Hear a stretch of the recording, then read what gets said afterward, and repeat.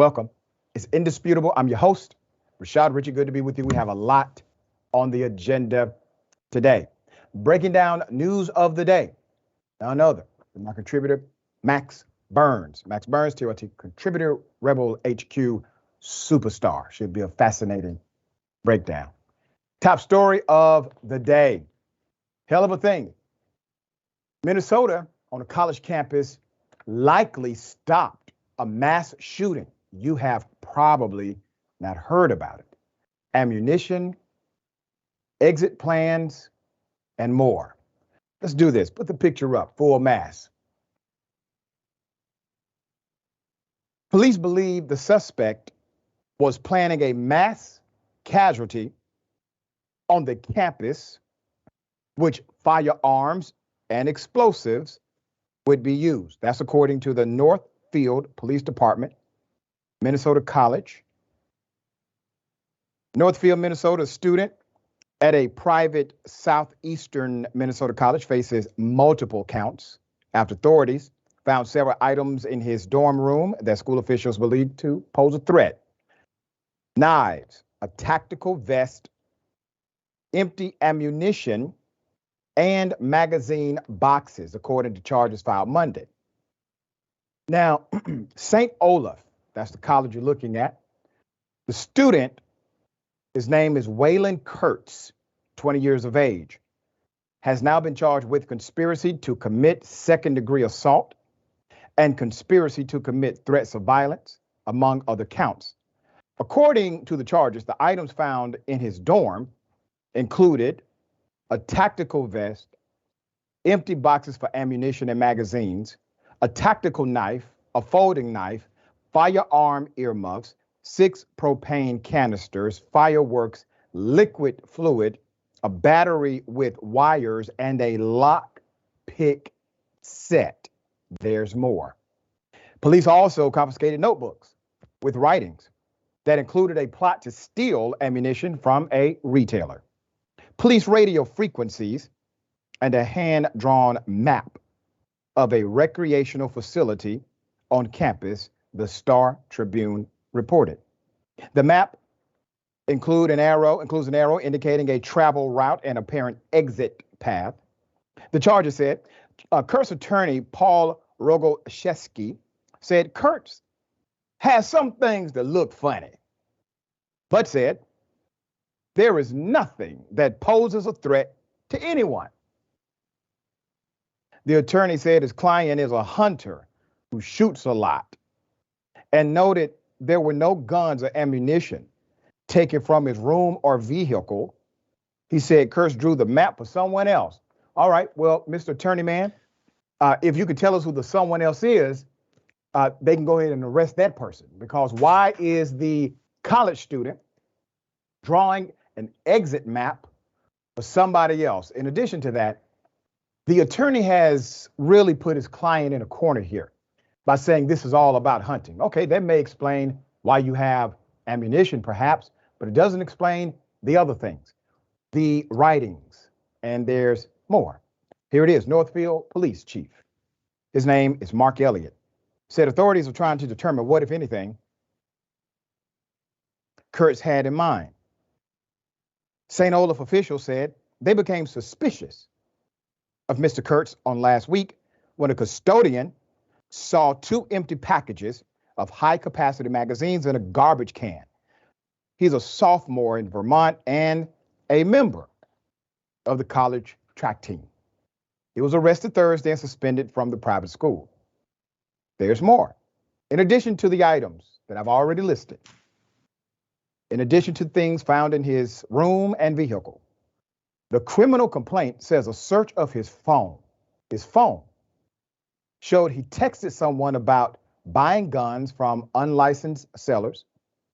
Kurtz also texted photos of a box filled with rifle magazines on a campus bench and the words, "Kids got no idea what's in here."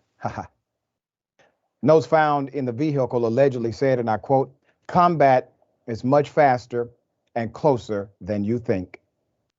And I quote, "The average door takes 2.5 kicks," according to the complaint. Notes also contain training directions for where to shoot a person on their body. Most impact. Okay? So what do you have? You have circumstantial evidence, yes. Conclusive, but I think they made the right call. Why are you on a dorm? First of all of these items, by the way, are prohibited by the dorm policy. So you already have an actual violation of policy. That's why it was reported. You have these items by themselves, typically completely legal. It's legal to have boxes of ammunition. It is legal to have a drawing of a facility to say, this is how I'm going to escape. That by itself is not illegal. These items, however, contextualized together, well, they're problematic to say the least and criminal, perhaps. But this is the thing. Individuals at the institution are not complaining about law enforcement engaging first and then asking questions about the why later. Keep in mind, the chief is still saying, we're trying to figure out what he was actually up to, but they did not take a chance with those students at that institution. They decided to remove the individual. The person has been suspended immediately for these violations. How many times have we reported on mass shootings in America and everything I just named was there? There was an exit plan. There was a written note. There were warning signs. There was ammunition. A whole lot all together. By itself, not an issue, but in the context together, definitely a problem. Why in the hell are you strapped like this or writing these kinds of plans or having these things on a college campus in your dorm? You run track. All right, Max, how do you read this, dear brother? What was really scary to me is how far along this got. I mean, this is a guy who was eventually able to buy a lot of material, most of it by itself legal, but that together adds up to what would be a terrorist attack, a mass casualty attack. And the fact is, all of the people cheering on the right that this person was arrested, that they have a protective order so they can't access guns. When you say, okay, let's institute laws nationwide that would do exactly that same thing, Republicans will stand arm in arm against you at every step. That's right. And as this shows, we don't know motive yet. This is still being investigated. But it does show that there seems to be a cultural problem here, that people are being radicalized towards violence for numerous reasons. And right now, we have half the country not even willing to ask the question of why. Yep. Well said. We will follow the developments as they come naturally. If I were a professor at that institution, he would not be coming back to that school. That kind of violation of policy is enough.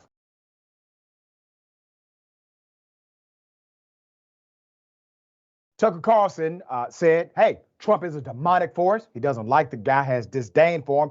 But then he kissed that ring. Here it is. Texting a producer on January 4th, 2021, just 2 days before the Capitol attack, saying of Trump, I hate him passionately. I can't handle much more of this. We are very, very close to being able to ignore Trump most nights. Admitting what a disaster it's been is too tough to digest. But come on, there isn't really an upside to Trump. In private, quote, I hate him passionately. There isn't really an upside to Trump, a demonic force. The same thing with Putin. I said I was going to do something really nasty if he goes into Ukraine. He said, no, you're not going to do that. I said, I will. And he didn't believe me, but he believed me 10%. And the 10%, you never heard talk about going into Ukraine. You never heard talk about going into Taiwan until I was no longer there. Now, what a mess the world is in. What a mess. Yep, that's me. You're probably wondering how I ended up in this situation. We traveled to Mar-a-Lago today to interview the former president on his recent arrest by a Democratic prosecutor, but once we sat down, we wound up talking mostly about foreign policy. For a man who is caricatured as an extremist, we think you'll find what he has to say moderate, sensible, and wise. When we come back, Donald Trump's greatest fear for America, something we almost never talk about. Let's put up a little tuck picture, full mask. Look at him. You know what's really gangster? And I don't agree with Trump on politics, obviously, and I think he's a horrible human being. But Trump said to Tucker Carlson, you bring your ass to Mar-a-Lago. And Tucker went with his hairstyle. All right, let's put his picture back up. It's funny. Come on. Look at this. That's how he was feeling on the inside. What the? Tucker Carlson scored the first media interview with Donald Trump 1 week after the former president was arraigned in Manhattan, 34 counts, falsifying business records.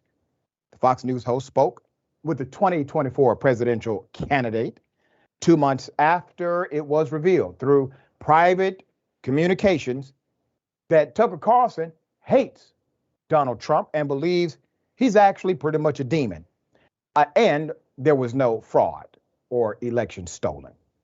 The communications were made public in court filings by Dominion Voting Systems, which is suing Fox News for $1.6 billion. They're going to take them to the cleaners for defamation after several of the network's hosts and guests falsely claimed the company helped rig the election for Joe Biden. Fox News denies wrongdoing and says its coverage is protected by the First Amendment, not that their coverage was accurate. More about the interview. Carlson interviewed Trump at the former president's Mar-a-Lago residence in Florida. He began by asking Trump what it was like being arraigned last Tuesday. The former president claimed courthouse officers were crying over his indictment. They were just in tears. I mean, they are prosecuting the Messiah. Many apologized, he said. The former president alleged before embarking on a rant about President Joe Biden's withdrawal from Afghanistan in 2021, which, by the way, was Trump's plan that Biden executed. Trump also reiterated his claim that Russia would not have invaded Ukraine if he were still president. Sir, they were planning for the invasion during your presidency. They would have absolutely invaded if you got reelected. Would not have mattered because the plan had already set while you were in office, sir. Now, let's talk about strategy here. Yes, we can wax poetic how hypocritical Tucker Carlson is and how obviously his viewers are, gullible to accept this theatrical performance that Tucker and Trump are putting on. They both hate each other. You have comments on record contrary to what they have been spewing publicly, right? But here's the thing. The people who follow Tucker Carlson, the individuals who subscribe to Trump doctrine, they care not about truth. They care about narrative. Narrative. That is it. So what is Tucker giving his audience? Narrative. He's giving them narrative. Narrative repeated becomes a message. A message repeated becomes a brand. You can beat a message. It's tough to beat a brand. And that's exactly what they're doing. It's called binary marketing. Max, what are your thoughts on this? Well, I think the gem here is at the start when Tucker Carlson opened by saying that Fox News normally doesn't talk about the threats against America. I mean, Tucker, have you seen your own show, man? You said that the green M&M was trying to undermine democracy. Everything is a threat to America on Fox. And it's fascinating because Fox is sort of at this interesting point in its life where because of these Dominion lawsuit documents, we've really been given a behind-the-scenes look at just how fake all of Fox News is, that it is all an act. There is no truth behind it. And yet here we have Fox News sort of pretending like nothing has changed and expecting people to still buy this narrative. And it's clearly not going as well as they had hoped in the past. Yeah. They may have actually paid Donald Trump. We will see at some point in the future if that actually happened.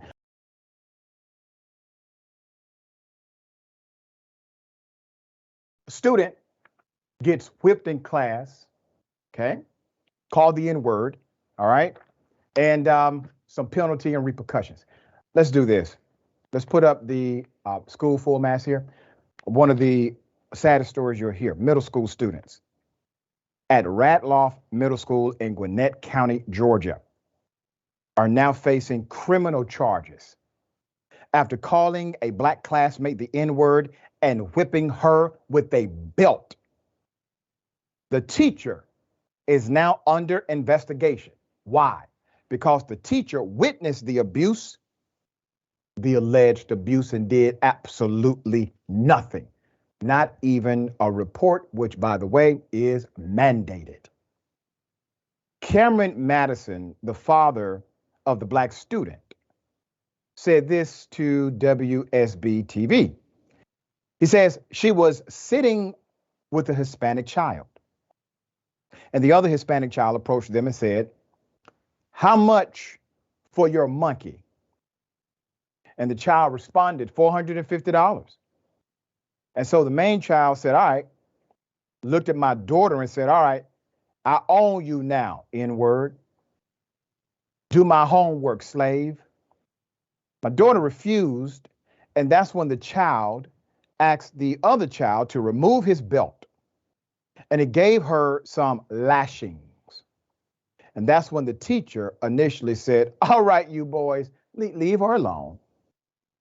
The situation was so bad that Madison said his daughter texted her mother and said she didn't feel safe anymore. He mentioned that his daughter told him that the teacher witnessed the entire incident, failed to do anything, and did not report it. She was forced to sit in the classroom with the two boys after the alleged incident because the teacher failed to report it. Both parents went to the school the next day and confirmed everything. The principal, Jennifer Callahan, reportedly said she had no idea the situation took place. I'm giving the principal the benefit of the doubt here because the teacher never reported it. I can see how the principal was unaware, and we're talking about one day later. The principal suspended the children involved in the incident the next day, sent out a letter to all parents, and launched an investigation with the Gwinnett County Police Department for a racially motivated crime. The principal did the right thing once the principal was aware. The letter informed the parents of the situation and said that hitting students and or directing racial slurs at people will not be tolerated at Ratloff Middle. After one of the Hispanic students involved was suspended, he took to Instagram. All right, you see, he decided to repost the letter captioning it and says, they're acting like I killed someone. I didn't even hit that hard, laughing emojis. All right, you see, you all are going to learn a tough lesson early. I don't know who failed the kids involved here who decided this was a good idea. Perhaps the way it has been taught played into this. The reality is children are typically reflections of their environment, their home environment, sometimes their school environment, and other environments. You have a lot of mimicry that happens in middle school. They are mimicking behavior until they adopt a fully developed personality. They learned this garbage from somewhere. Now, this is a problem. I want to applaud the principal for acting swiftly, for not engaging in a cover-up, for sending a letter not simply to the parents of students involved, but to every single parent in the school system, directly contacting the police department, bypassing Gwinnett school police, went directly to the real police, and logged it as a racially motivated crime. You can't tolerate this foolishness. We're talking about children. All right. Max, thoughts on this? Well, the fact that these are middle school kids, I mean, you said it best. It shows you how quickly the brain rot of racism can spread. I mean, these are kids and they have fully formed, incredibly virulent racist views. They've learned this clearly from home, and it really does make you sad. But what's indefensible here to me is the teacher. I mean, not just as an educator, but as a human being. That's right. How do you witness someone being harassed and hit and thrown slurs at and do nothing? Nothing. And I suppose the only silver lining here is, as you mentioned, this principal, when she learned about it, jumped into action, and there's going to be an investigation. So that's cold comfort for the kid and their family. Yeah. But at least in this case, they're not denying the severity of this, which is a welcome change. That's right. And big ups to the parents who immediately came to the school, addressed it head on, was able to get remedy for their child, and they now have a process rooted in fair play and the investigative dynamic. We will bring you an update as it comes. We got more on the other side. It's indisputable. Stick and stay.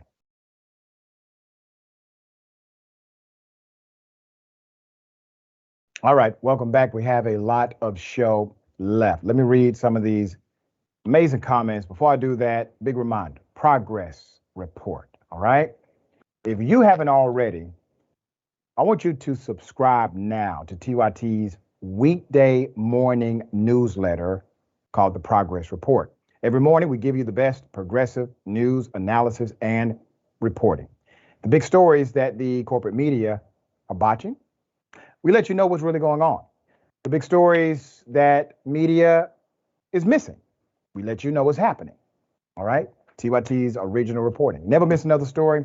We make sure you know about all of it. All right? Scan the QR code or go to tyt.com/newsletter to sign up.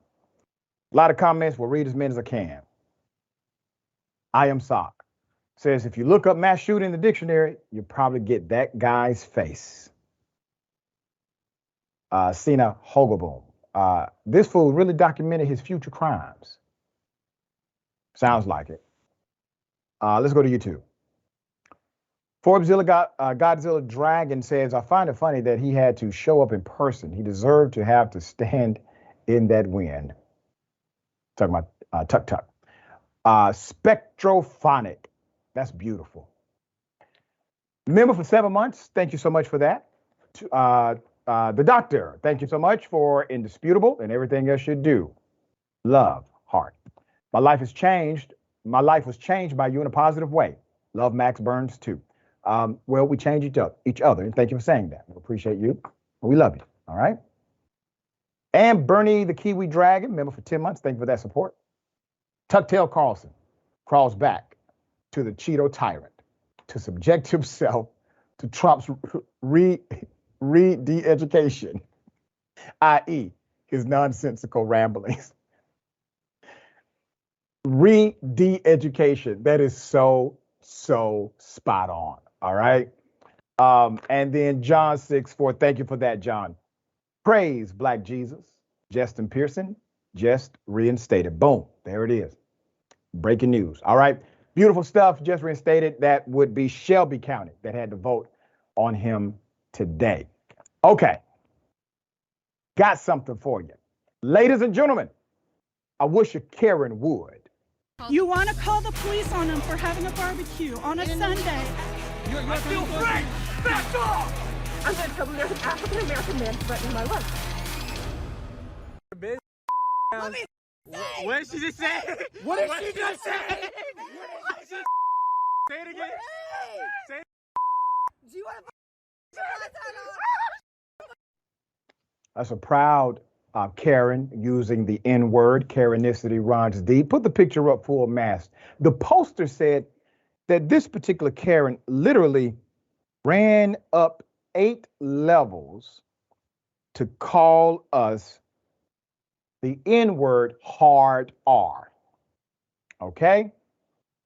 Now listen, Karen, there are other things that can motivate you to lose weight. You do not have to hope that when you make it to the top, you can call people the N-word in order to have the proper motivation to run up 8 flights of stairs, right? That kind of action, madam, that kind of behavior will land you on indisputable every time. I do not encourage this kind of behavior, but if it happens, damn it, please record it and send it to us right here at Indisputable. All right, Max, thoughts? This raises a really interesting question for me, which is how far will a Karen go to harass a black or brown person? Could we get a Karen to climb the entire Empire State Building if she thought there was a minority to harass at the top? But I'll tell you, looking at it, she has pupils as big as dinner plates. She's a bit flushed in the face. My guess is this Karen may have had a little solo partying before deciding this was a good idea. You know, Max, I usually agree with you, brother, but my sources tell me she looked like that all the time. Anyway, double dose. You want to call the police on them for having a barbecue on a Sunday. I feel free! Back off! I'm going to tell them there's an African-American man threatening my life. And you two, neither one of you know how to speak English. Every time somebody comes in here, you want to... I don't care. In the store. I'll throw these pots down and make you guys work. Yeah, you go. Yeah, I will. I'll throw the whole down, you stupid. Oh my God. All right, this particular Karen, let's put it up full mass, decided to use a modifier and call the individual a sand N-word after insulting the store clerk. Now, I want you to take a look at something because I need everyone to notice this. I've been researching Karenicity for some time now. You see the outfit of the Karen. Let's put it back up. You see the outfit. I want you to look particularly at the pants. When you see this, along with an oversized shirt and ponytail, 9 times out of 10, this person engages in Karenicity. I know this is not scientific, but I do have some evidence to back it. Max, are you with me on this? Absolutely. And I mean, what's amazing to me is she's talking about how much she hates this gas station as her hands are full of food, drinks, things she's bought from here. She's plainly come here a bunch of times before.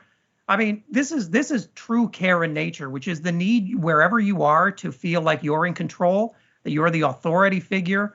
And the result is you end up screaming at people who are just trying to sell you a big gulp. Like they don't deserve that. Yeah, not at all. And here's the thing, working in convenience stores, fast food restaurants, hardest job on the planet. All of these are very difficult jobs. I worked those jobs as a young man. Some of the toughest work I've ever done. It's very consistent. You don't get a whole lot of pay. You got to deal with Karens all day. So I want to say big ups to the clerk who handled this quite well. All right. You didn't deserve that, but I am glad someone recorded so we can at least create reflection and possible correction. We got more on the other side. It's indisputable. Stick and stay.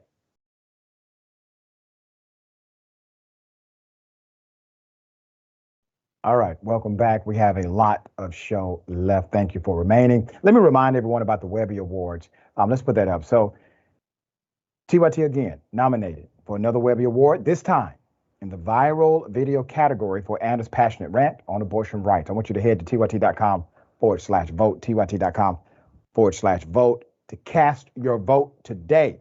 Voting closes April 20th. A lot of comments. I will read as many as I can. Okay. Forbeszilla Godzilla Dragon says, literally nothing will motivate me to run up 8 flights of stairs. Period. Right. V Brown says, Peloton Karen. And Lord Cornwall 86. We need research and analysis. Maybe we could predict the Karen attacks before they happen. Now you're thinking. All right. A former jail guard shoots a shackled man 6 times in the back. Well, let's put up the pictures full mass here. Former Hayes County Sheriff's Office Corrections Officer Isaiah Garcia has now been indicted and charged with a 3rd-degree felony offense for the fatal shooting of Joshua Leon Wright. Now, you see this, okay? Remember, the man gets shot in the back while shackled. Bystanders said during the hospital visit, Wright requested to use the restroom. He was being escorted to the restroom by Officer Garcia, and at some point had his hands released from the handcuffs. The incarcerated gentleman and the officer then got into an altercation, the attorneys assert, calling the exchange a short scuffle and a push, which resulted in Wright attempting to escape from the hospital's emergency room with his ankles still in cuffs. Garcia is then said to have shot Wright at least 6 times in his back. Let's put up the picture of this guy, Charlie Wilkinson. Garcia is being represented by a union called the Combined Law Enforcement Association of Texas. That sounds scary. So they made a statement through him claiming that Wright was arming himself in the altercation. So the statement is, it's my understanding that he attacked the deputy, hit him in the throat, and physically attacked him, and then made his way toward these potential weapons that could have been used against the patients and nurses and medical staff there, said Wilkinson, following the tragic incident. However, now Wilkinson is saying the organization is unsure if Wright was armed, and the original tweet has now been deleted. So the union did what they always do. They will defend murderers as long as they wear a particular uniform. They don't need any information as long as they're part of the organized industry. There's more. All right, let's put it up. Nationally renowned civil rights attorney Ben Crump on the case, who is representing Wright's family, has been vocal about the injustice of Wilkinson and the organization. Here he is alongside his co-counsel, Chevo Pastrano. You see, Crump said the reason the union has now walked back their statement is because, and I quote, they lied. He said they lied. That's the reason they walked it back. They lied about what happened. He's got shackles. His pants are falling down. He's 300 pounds, moving away, and this police officer says, the only thing I can do is shoot him multiple times in the back, Crump said during the press conference. Hayes County Judge Ruben Rebecca also made a statement. This is the statement. It says, reports circulating that have not yet been answered. Additionally, given a recent allegation by the executive director of CLEAT that differs from the accounts by some of the witnesses, I'm asking the sheriff's office to release all relevant body camera footage. Who said that? The damn judge. There's more. Let's put up the family. Okay, the Wright family awaits a verdict for Garcia, who faces up to 10 years in prison and up to $10,000 in fines. Should be more than that. Here they are. This is at Joshua's memorial service. Very sad occasion. The man should be alive. Okay. The family of Joshua Wright is relieved by news of the indictment, as it gets us one step closer to ensuring that former officer Garcia will be held accountable for his deadly actions. The statement read, it is crucial that when officers act violently and against protocol, that they and the departments that train them are held responsible for their actions to ensure that these killings stop happening. We will continue to support the Wright family through the legal process and lift them up in prayers as we fight for justice for Joshua. Okay, so initially what happened? You probably have an officer who had his ego bruised, okay, and utilized an opportunity to kill a person he was mad at. He thought he could get away with it. Nobody would pay attention. I mean, he's just an inmate, right? No. See, that's a temporary classification, a man-made structure. That person is a human being, a soul, an individual. The person also still has rights in the United States of America. You are not the judge, jury, and executioner. But because of how society typically disregards those who are temporarily incarcerated, he felt empowered to do this to a human being. and because of the protections and the cover up of his crimes. Typically what happened, because he is in law enforcement, he felt empowered. Understand, policy, bad policy leads to death. That's what happened. Bad policies made him feel protected, empowered, his absolute worst self. All right, Max, the man was going nowhere. His feet were handcuffed together and he was shot in the back. And honestly, even if he wasn't shackled, even if his pants weren't around his ankles, if you run out the door of the hospital, you're still running into a prison. So where exactly did they think he was escaping to? But you hit the nail on the head with empowerment and opportunity, because we know that police impunity is a problem everywhere. That's especially true in Texas. And quite honestly, the amazing thing to me is that a Texas prosecutor actually got a grand jury to return an indictment on a police officer. That to me says that this was such an egregious case, and the attempts of this union to mislead the state and the media so great that even they couldn't find a way out of it. And that's a mixed blessing if ever there was one. Yeah, I agree. All right. This is one way to really get rid of racism, or at least the public kind. A racial slur yelled at the vice president, the VP of Colombia. Well, what happened? She gets 3 years in prison. Isn't this something? Let's put up the pictures full mass. Which one do you think is the VP? Okay, here's what happened. In 2022, Luz Rubiano on the right was caught on camera calling the Colombian vice president, Francia Marquez, racially derogatory terms. That's a crime. The mere calling a person a racial derogatory term is a crime, punishable up to 3 years in prison. On Monday, April 10th, the woman pleaded guilty to all charges, the Associated Press reported.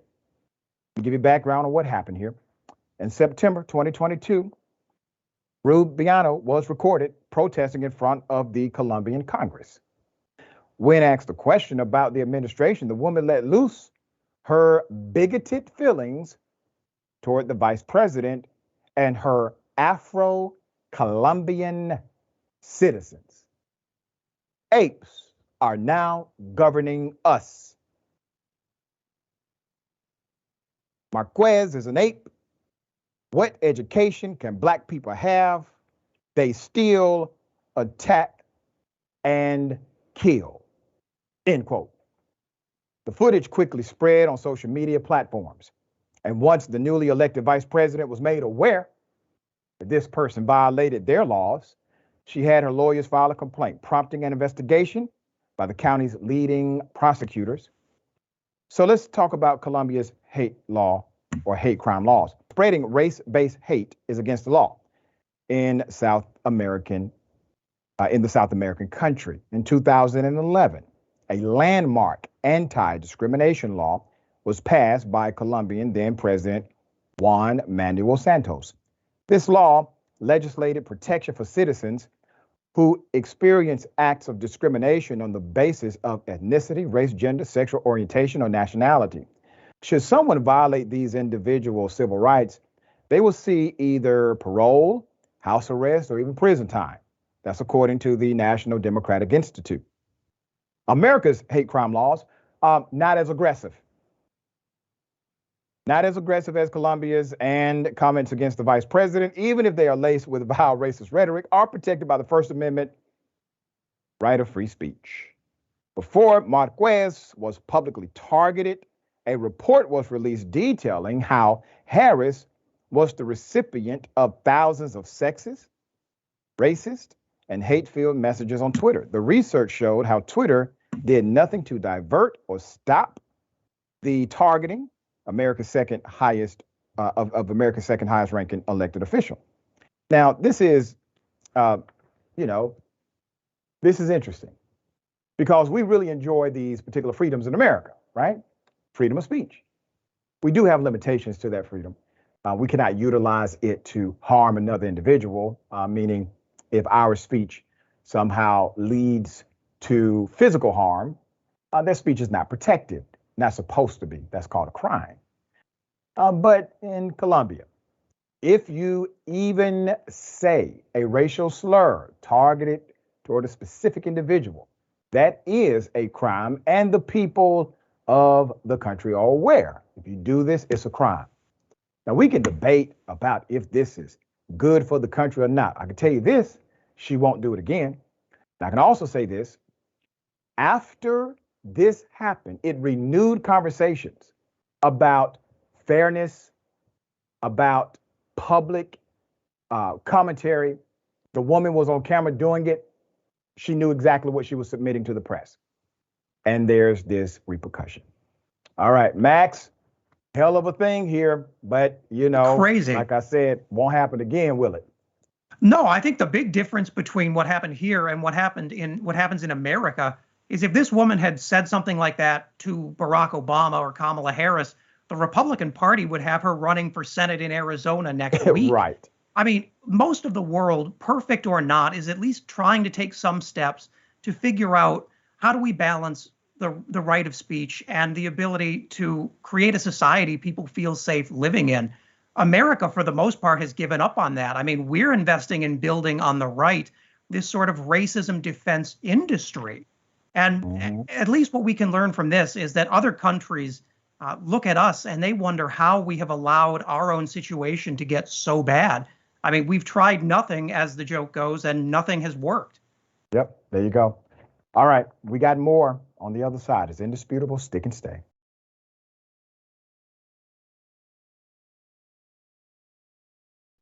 All right, welcome back. A lot of show left. Let me read some of these amazing comments. And thank you always for joining the conversation. Okay.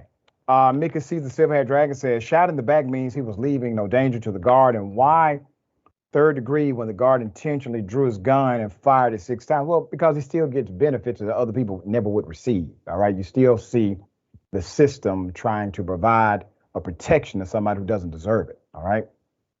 Okay. I like that. G. Martinez Max says, we need a psychological test for police officers and candidates. How the hell is this third degree and not premeditated first degree murder? Once again, excellent point.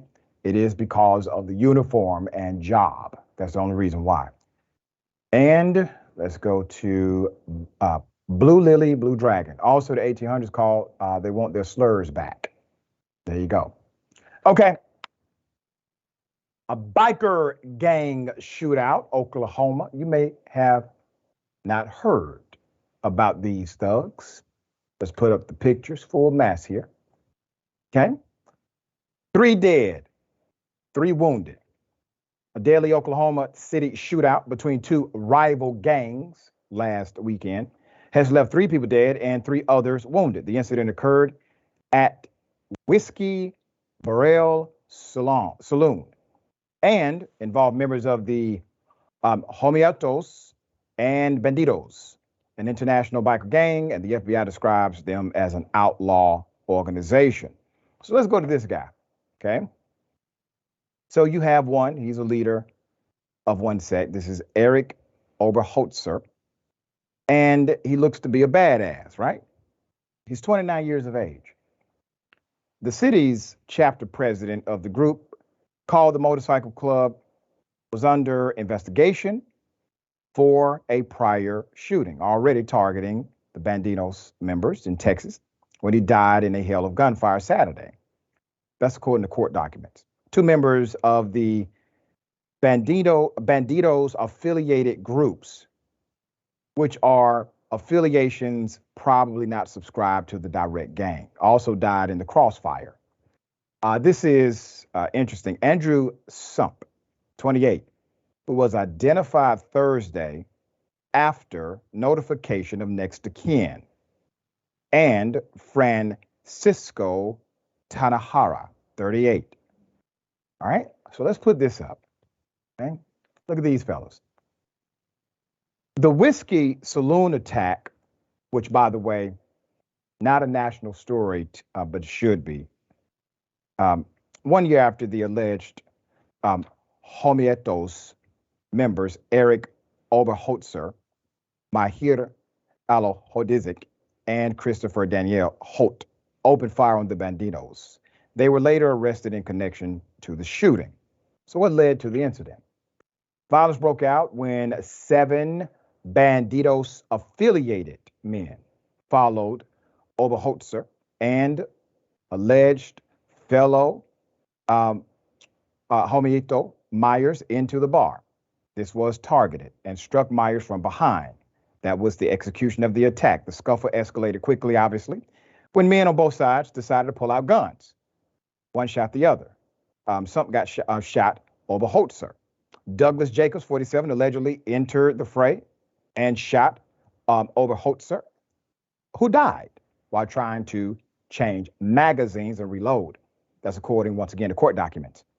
The wounded Myers turned around and allegedly fired a killing shot into some and stumbled out of the building, where Nicholas Sweet, 42 years of age, allegedly crept around the corner and shot him multiple times in the back. That's another murder. Let's put up the affidavit. According to an affidavit against Sweet, Myers had his back towards him at this point and was completely defenseless.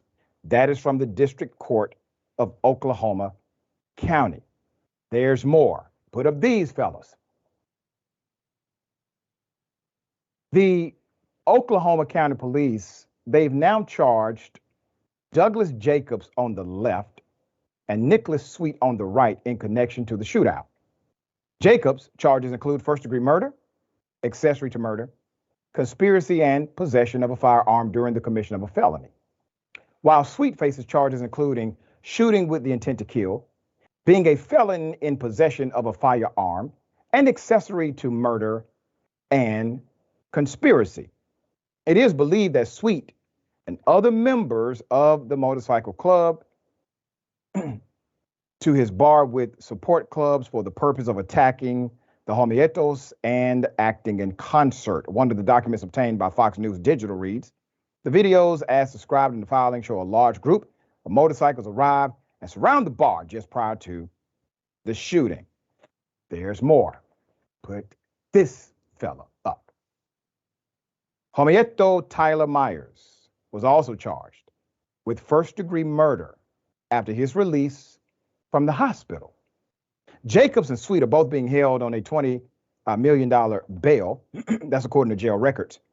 2 others were injured, Clayton Owens, 36, and Felicia Wallace, 35. Wallace was simply an innocent bystander who was in the bar working as a DJ or as part of a karaoke event. Police told this to Fox News Digital. You see, we say biker gangs, okay? Biker gang. This is just a gang. They happen to ride motorcycles. They're just a damn gang. It's a bunch of lawless thugs who decide to operate in criminality. The modifier of the description does not faze me. You see, these individuals are violent to their core. They are typically 100% lawless. They care nothing about others who could get injured.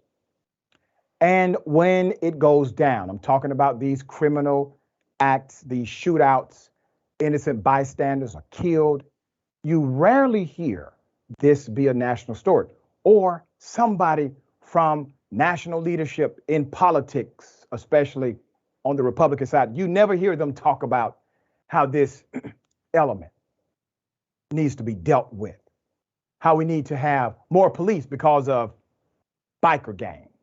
No, they reserve that language for unarmed Black people who get killed by the police and all of a sudden, oh, well, they were a bad guy anyway. Look at the criminal record before this happened. But look at this. Virtually every single one of them had a massive criminal record prior to the engagement that killed and injured individuals that day. This is part of the narrative. It is why we actually report elements of the news that many will not. It has to be fair. The reality is these individuals committed carnage, criminality, and they are in fact simply gang members. Nothing else. All right, Max, thoughts? This is horrific. I mean, I'll be honest, I didn't know that our country still was dealing with a lot of motorcycle gang-based violence. That seems like a very 1970s thing. But what I will say is, it does look like our red state friends have a real problem with violence in their states. And it probably could benefit a lot of these red states to look at places like New York and how they became the safest city in America. Because right now, it looks like these red state governors just cannot handle runaway violence in their communities. I mean, I can't tell you the last time New York had a biker shootout, but it has been quite a while. Yeah, exactly. All right. We got more on the other side. It's indisputable. Stick and stay.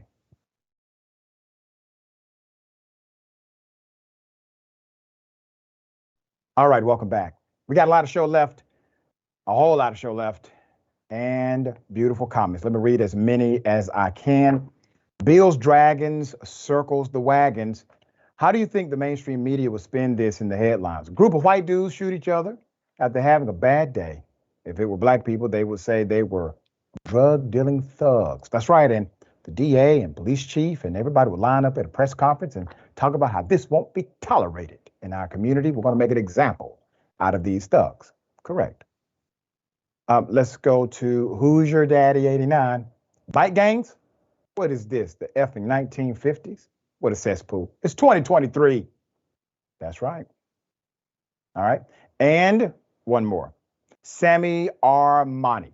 I'm 100% sure these guys will get the gavel hard, yet cops don't get the same gestures when doing the same behavior. Talking about shootout. That's true. Okay. This is a very sad story. So a hospital staff, they threw away the ashes of a couple's baby. Let's put up the couple, okay? I can't imagine. In Marietta, Georgia, Karen Massey and his fiance, Carla, lost their baby girl last summer, okay?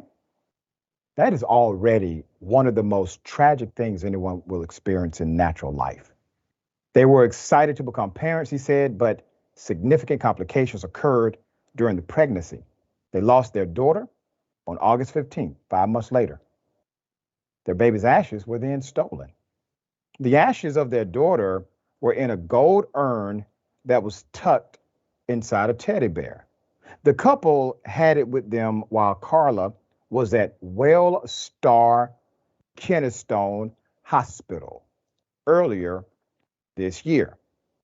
Carla left her room to shower. Let's put up Wellstar. She came back and the teddy bear was gone. The hospital launched an investigation and it led them to the Wellstar linen sorting facility. The bear was eventually found in a trash can by the hospital staff, but the urn was gone. Somebody took it out. Police arrested Anilus Frederick and his wife, Rosny Frederick.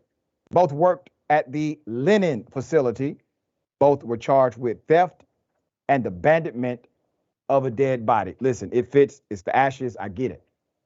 According to court documents, they decided to throw the ashes away. When Massey got the urn back, it was empty. I pray for them. I hope they get better mentally and physically, but I just don't understand why they would do something like this, said Massey. I got to tell you, I would be so mad. You have to understand, okay, when you have a loss of any kind, especially a loss like this, grief is connected to unexpressed love. I can't think of any more grief than the death of a child months after birth. You got a lot of unexpressed love because you did not have the time with your child. So in order to move on with life, in order to find some level of comfort, even though your soul has been snatched out of your body, you hold on to this very sacred thing. and then that thing is stolen. I have absolutely zero sympathy for the individuals who did this. They were aware it was an urn. They decided to throw away the ashes and try to cash in. Yeah, you're getting exactly what you deserve. It's a damn shame. All right, El Paso. El Paso violent arrest. Let's put the pictures up full mass. When I say violent, we're talking about very violent, okay? In front of many people. The El Paso Police Department is now reviewing a cell phone video circulating on social media. Once again, social media breaks the case, not the police. Showing officers in a rough, violent arrest of 3 young men. Okay? The video starts in the middle of a struggle, does not show how the sidewalk confrontation began, nor explain the reason for the arrest. But it is clear that these are El Paso cops, okay? At least 4 officers and 3 young men are visible in the video, along with onlookers. There may be more involved outside of video range. In the video, 2 officers wrestle in the dirt with a young man who appears to be holding something in one hand, and as other people around shout. At one point, an officer has the man in a headlock, and the second officer punches him directly in the face. That punch leaves him bloodied, all right? A man goes up to the officers fighting with the teen and then is pushed up against a car by another officer. A third male, who appears to be a teenager, is then pushed up against a wall before taken to the ground by a 4th officer who kneels on him, pulls out his handgun, and looks around. The incident reportedly occurred on Easter Sunday at the Sandoval Apartments. So here's a statement from the police about the video. The police department is aware of the video circulating on social media where officers are shown using force. The incident is under review, the department said in the statement, providing 0 details. Now, I got to say this. You should know who those officers are. And if this happened and it was on the up and up, there should be at least a police report indicating the why. What led up to this? Where's the footage from the body camera of the officers involved? Now, here's why I think this is important to follow. There's a reason why the witnesses were recording, okay? This looked, at least to them, to be an outrageous misuse of force by law enforcement. And for cops not to be able to readily say directly, here's what happened, here's what we know, and here's the why. Here's the police report that's available to the public. It's a public document. Nothing. They provide 0 transparency and 0 indication they know what the hell is going on. Let's put up the chief. He's the interim guy. All right. His name is Peter Pakilis. He's the interim chief of police for El Paso County. And mom's the word. All right. So we're going to follow this story because I think there's some there.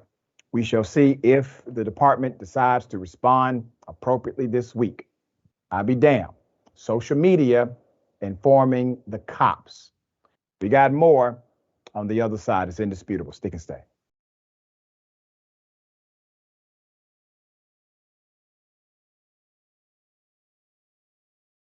$137 million racism settlement against Tesla. Employee gets the settlement. It gets knocked down to $3 million. I will explain how this injustice happened. Let's put up his picture full mass. Tesla is paying out again over their alleged racial abuse against Black employees. We previously reported on a lawsuit where the automaker paid $1 million to another ex-Tesla employee. Now, Owen Diaz, former employee and subject of a recent lawsuit, just got his $137 million settlement cut to $3 million. I'm going to explain how this is even possible. It was just 18 months ago that former Tesla worker, Owen Diaz, won a massive $137 million verdict after a jury found that he had endured a brutal racist work environment at the company. Brutal is what they discovered. Months later, a judge decided to reduce the payout to $15 million. Okay, that's your first reduction. Diaz opted to reject that sum, and the case was retried this year. So what is this about? How can a judge come in and just say, I don't like that number, I'm going to decrease it? Well, we call it tort reform in law school. However, tort reform is basically a word that says, business owners, individuals who want to protect their liabilities, Fortune 500 companies, et cetera, they lobby certain organizations that will then lobby lawmakers and judges, elected judges in particular, and lawmakers to transform the law, giving judges these particular powers, all right? And then some states literally have a cap on what the jury can award, but the jury is unaware of this cap, so they can make a ruling, and then the judge can come in under tort law or tort reform and change it. Yep, that's how powerful companies are. There's more. Speaking to the Daily Beast, Diaz expressed frustration, as any of us would, with the makeup of the jury, talking about the second time, all right? So he expressed issue with the makeup of the jury, which he alleged was not made up of peers, but rather by whites and idiots. Many of the jurors seem to have comfortable financial lives, he said, meaning that they did not realize what it's like to live paycheck to paycheck, nor did they comprehend the historical significance of what was said and what was done at Tesla. Diaz said he plans to appeal the verdict since justice still has not been served. So there is an appellate process for actions like this when it is done through judicial behavior or judicial action. Now, this is an ironic situation. You have a jury that looked at the evidence. They said, whoa, this is aggressive, this is egregious, and we're going to allocate punitive here, meaning we want to make sure that we send a clear message to any other company that would engage in this kind of activity. The fact that the settlement was so high is indicative of the actual suffering experienced by the employees. So understand, the jury are the fact finders in the case. They have all the information, we do not. They saw this information and they said this is egregious and made the ruling. Diaz has no regrets in rejecting the original $15 million proposal by the judge because he didn't believe that figure would have forced the company to make any meaningful changes. Okay, it's just so rampant inside of the company, he says. It's to the point where it just has to stop, he alleged. He added that he had hoped the jury would see through Tesla's BS and help a lot of African Americans be able to work and not to have to keep going through the things that they're going through.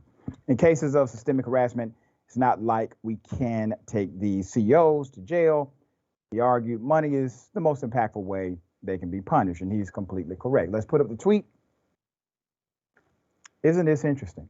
Meanwhile, Tesla CEO Elon Musk chimed in and said, if we had been allowed to introduce new evidence, the verdict would have been 0.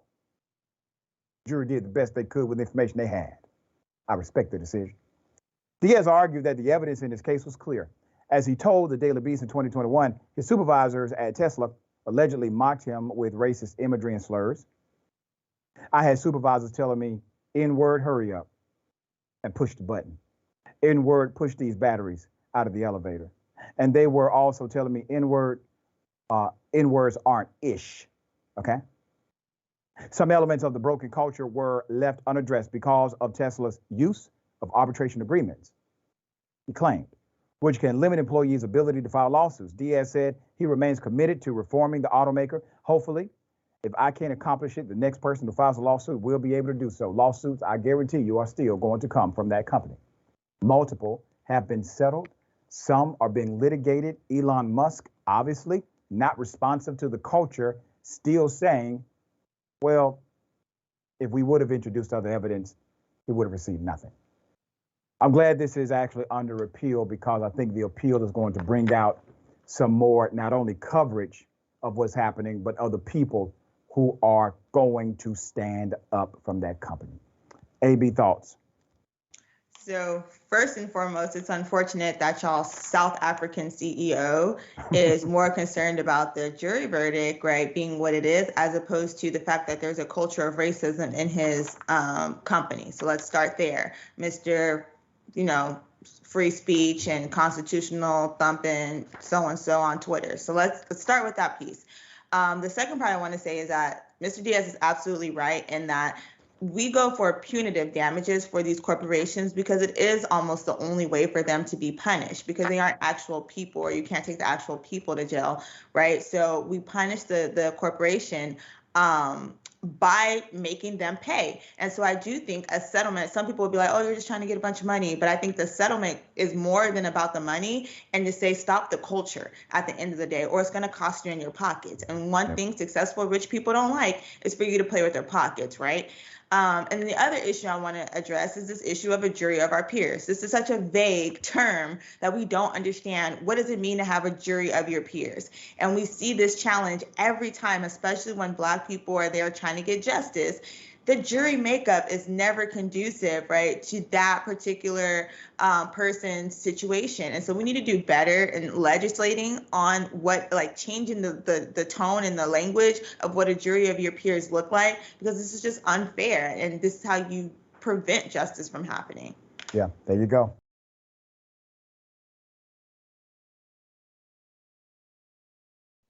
All right, welcome back. We have a lot of show left. Let me read a few of these amazing comments. Old Jam says, Jesus, that's horrific. Can't imagine essentially losing your baby twice. I would be indescribably angry. Same here, man. Same here.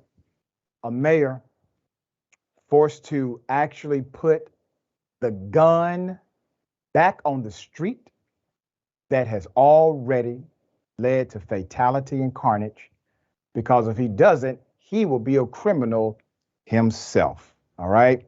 Let me go to this first video. Here it is.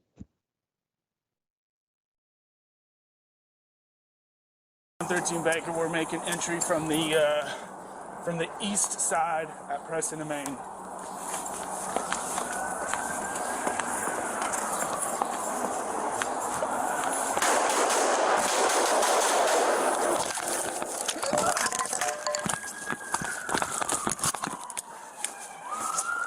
Officer.